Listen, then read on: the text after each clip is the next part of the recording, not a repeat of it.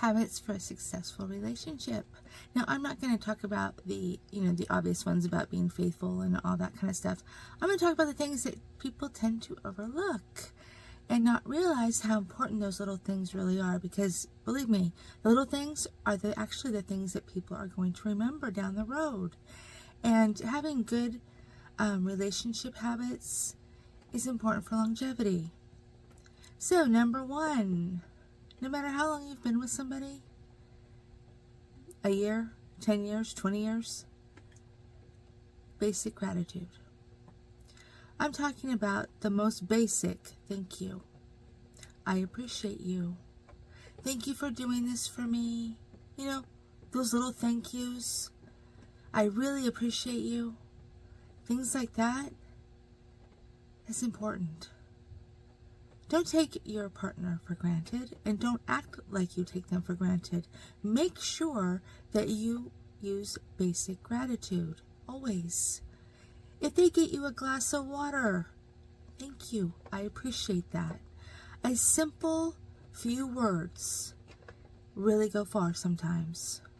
But let them know that you appreciate them. It's always important.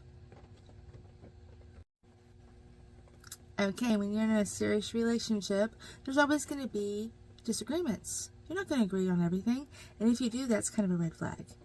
Just saying. Anyway, when you are having a disagreement with your significant other, fight fair.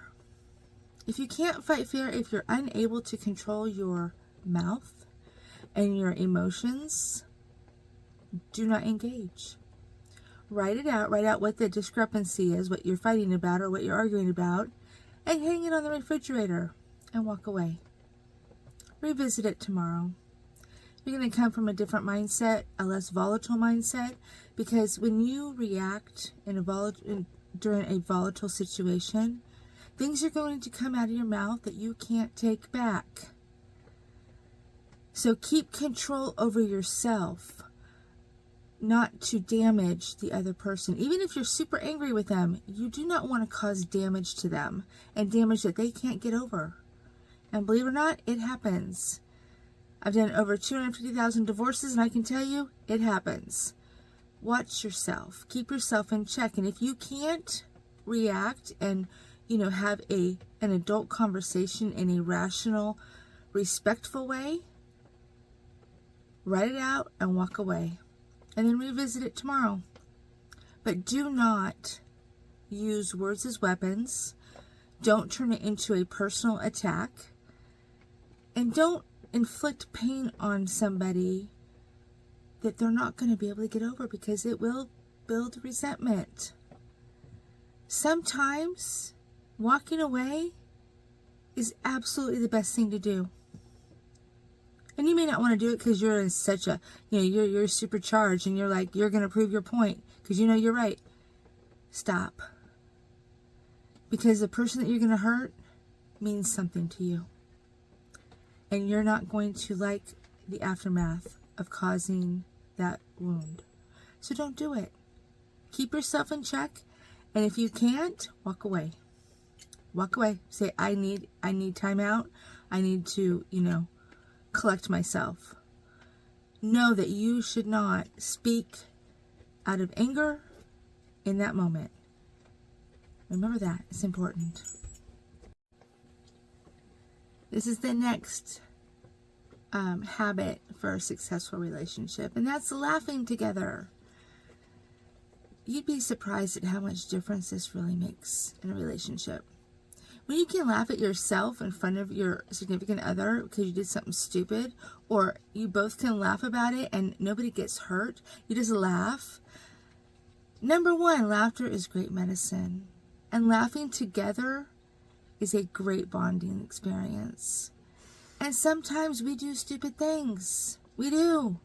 I'm a relatively intelligent person, and I put the toaster in the refrigerator. I did that. And we laughed about it. And it was great. So don't be afraid to laugh, and don't be afraid to be silly, because sometimes it just feels good. And it's that inner child that wants to come out and play.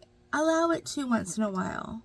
You're not living there. Just allow those moments to happen, because those are priceless memories. And like I said, great bonding experience. And you're kind of making yourself vulnerable. And it's kind of beautiful. So you don't always have to be serious. You don't always have to be like, you know, nobody wants that. Laugh. Enjoy life a little bit. Enjoy those little moments of silliness. Because you know what? If they go away, you're going to miss them. Remember that. So work hard and just laugh. Some things you just have to laugh about. Because what else are you going to do? Good luck.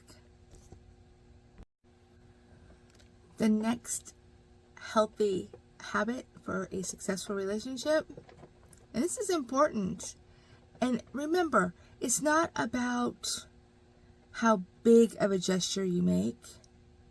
It's just about the gesture. Sometimes the most simple gestures are the ones that are remembered the longest. Those simple gestures are what's going to carry you through the difficult times. Try it. A simple little note, a little note on the bathroom mirror, have a great day, I love you, you know, be safe, whatever. Those little things are priceless. Do that, and don't forget to do it often. Not every day, but you know, pretty often. Different things, try different things, and your partner will appreciate it a lot. You might not get the grandiose reaction, but you don't need that. Because it's not about that. It's about letting the person know that you're thinking about them and that they matter to you. And that's what takes it long. So try it. It really does help, and it's really great to be on the receiving end of that. And it's really great to also give it. Try it. It works miracles. And the next healthy habit to a good, successful relationship is being supportive. That's right. I'm not talking about, you know, being supportive in a way that, you know, is over the moon or over the top, whatever. What I'm talking about is if your person is pursuing a dream or pursuing something to make themselves better, even if you don't like it, show support. Throw your support behind that, because you know what? In the end, they will appreciate that more than you know. Don't make it about you, because it's not about you. You want your person to be the best they can be, and you need to support their path in getting there. And always show that support. Even if you ask them, how did such and such go? Or how did this go? How are you doing with this? Do you need anything? Can I help you? Show support. And be willing to sacrifice a little bit for them to make themselves better. Because that's a huge, huge, huge part of a successful relationship, is being willing to do that.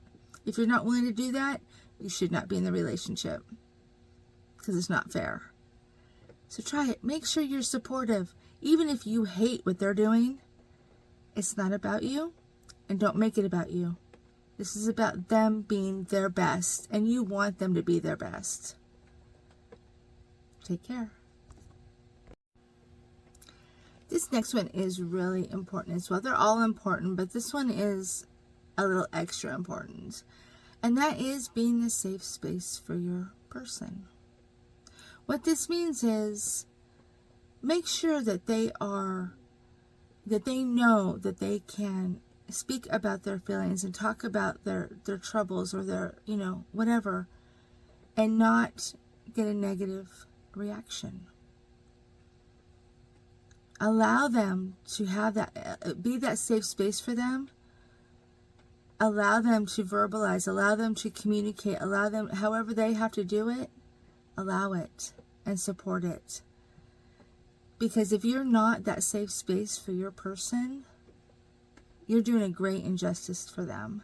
If they come to you with a problem and you put them down or you ridicule them or you show them negativity, you're not being a safe space.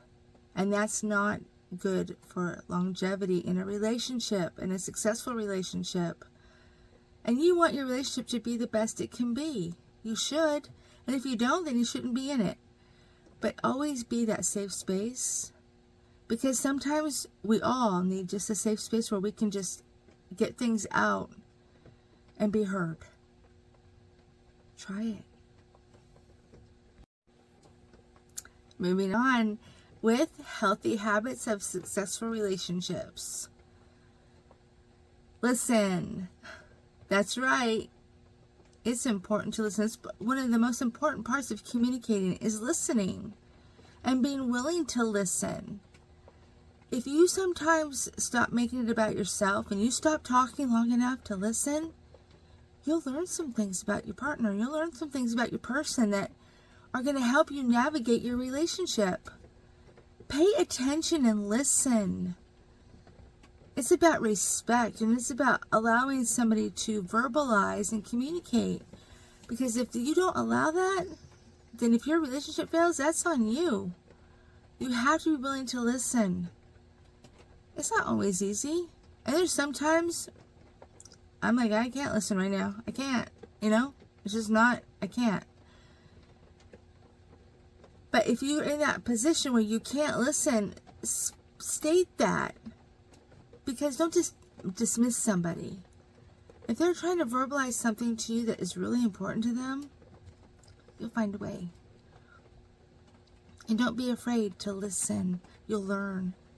And I always tell all my clients this, because they always said, well, how come you're not saying this or how come you're not saying that? I'm like, I learned that if you just stop talking, the other party will talk. And I did legal negotiating, so I listened. You know why I listened? Because I learned a lot. And I learned a lot to help me win. You're not doing that with your relationship, but it's the same thing. If you listen, you'll learn. You'll learn a lot. So let them talk. Let them communicate to you and listen. And you'll get good things will come from that. Remember that.